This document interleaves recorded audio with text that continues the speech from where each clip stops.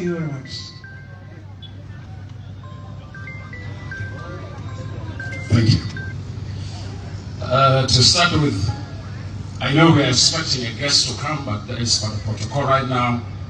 Honorable Senior Advisor of the President, who is within our midst, Honorable Chairperson for National Election Commission, Deputy Governor Central Equatorial State. I will ask let the rest of the protocol remain observed in the capacity of national ministers, national MPs, state representative and representative of diplomatic missions, civil society, women, youth, and of course, I don't forget you, the owners of the election, political parties. Yeah, so it's a great day. And we all believe as a civil society, and in particular those of us who engage with the political parties during the negotiation of access first before we come to our access, and also in Tumaini, politicians having a sharp appetite for power. That is something that I can't deny. I've seen it. I've been together with you. Be it defections, be it crossing, be it splits, those are all sharp appetite for power. Elections is okay. But we're all aware that election is a very high political competition among ourselves before us the citizens. Based on that, I'd like to take this opportunity first to appreciate the National Election Commission in ensuring that the law is respected. And whatever went wrong with the election, as long as you respect the law, we'll never blame you. Our primary people who will blame are those who decided not to support the Election Commission to translate the law into credible, peaceful elections. And that falls into politicians, either the political party or politicians in the government. You take that responsibility. As a civil society, we are committed to convey this message.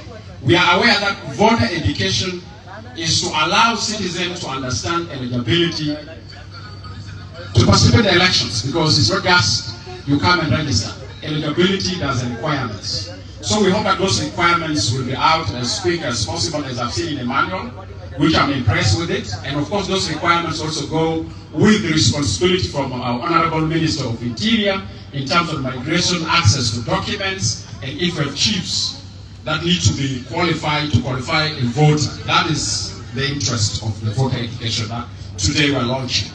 The civic education is for all of us, being voters, being candidates, to take a responsibility of exercising our rights, but also not forgetting our duties and responsibilities. And my message to the politicians is that as we are in the fever of the election, I will urge you, please abstain from the following: hate speech, hate sentiments, hostile propaganda. If there's any violence, the primary people who will blame for the violence is the political parties. And you assume to come to us to get votes, that we can access power. This time round, the vote is not free. The vote is attached to the accountability. That's something I'd like to bring forward to your side and from the angle of civil society. Of course, our responsibility is to promote the public knowledge, the public education. But as civil society, we have the following concerns we want to raise to the attention of the leadership of the country in this particular event. Number one, in the absence of national political consensus, we are a bit afraid that we may witness pockets of a violent electoral process. We really appeal to you with your own responsibility, with all due respect and honor to the roles you have played in the history of struggle for the independence of this country. First, assure us that there's a national political consensus for the electoral process. That's very key. Because I'm one of the civil society leaders who witnessed the 2010 elections. Without having a tension among ourselves, we have seen ballot papers being banned. And that demonstrates clearly some people who are abusing the authority. We have seen some politicians who have been tortured in the face of the campaign. Who tortured them? People who have authority. So I will ask politicians who have authority, please, with all requests and with all appeal, don't abuse our state power in order to manipulate the electoral process. Let our vote be counted as it is, without shifting it. That's something we'd like to convey. But also the reason why we call for national political consensus, we don't want to see a single party bullying as if it owns the country. Political parties are equal. Come and get us to evaluate who you are.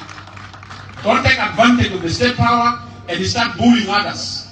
So that you are seen as I'm the king and I'm the one and I'm the one. No. Your king and your everything is based on your vote. That's why we're going to educate citizens who should they vote for. We will never vote for these political leaders.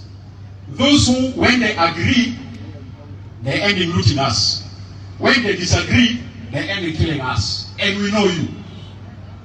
We know you. Just come to ask the polling stations. That's what we're going to exercise as a civil society. The second thing is funding. Honorable senior advisor and the senior person here close to the president, we have seen the struggle of the National Election Commission. We need to see funding. Funding is very important. It's funding that determines us not to end up in this event as a drama. If funding is being constrained, if funding is being delayed, believe me, in the name of the Holy Father, we'll end up having this event as a drama in the name of the elections without elections. And Honorable Commission, that is my call to the leaders of the country, that money should not be released with restrictions. If the focus is election, that's the message I like to bring forward. The other thing to bring forward is that there's a quite number of really legal clarity associated with this upcoming election legal framework. And of course, that's not the responsibility of NEC. That's the responsibility of the executive organ of the government and the politicians. Those legal clarity need to be taken quickly, as quick as possible. What type of election are we going for it? And which law are we going to use in terms of the amendments that we have seen going on now? Which constituents are we going to answer? And I will assure you that if you use 2010 constitution, there are voices that you make. You know that these voices are mild voices, but these are voices of concern from the administrative areas. We have been hearing a civil talk out there. And I'm not here to tell lies, I'm here to tell the truth.